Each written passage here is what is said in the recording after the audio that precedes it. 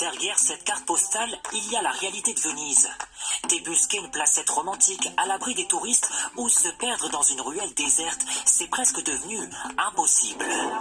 Le tourisme de masse menace ce joyau, déjà mis à mal par le réchauffement climatique et la montée des eaux.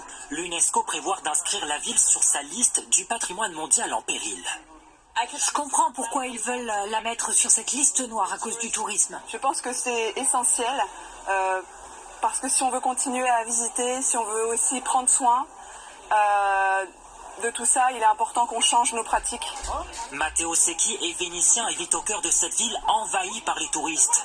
Venise, c'est 50 000 habitants pour 100 000 visiteurs quotidiens. Alors, il milite contre le tourisme de masse.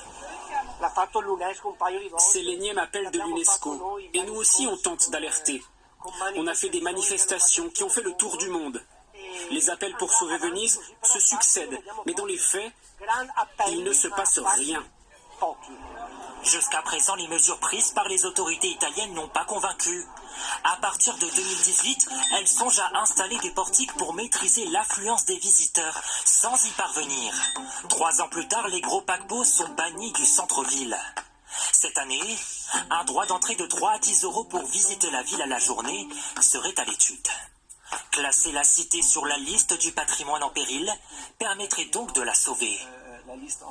Cette initiative pourrait peut-être déclencher immédiatement une mobilisation locale, nationale en Italie.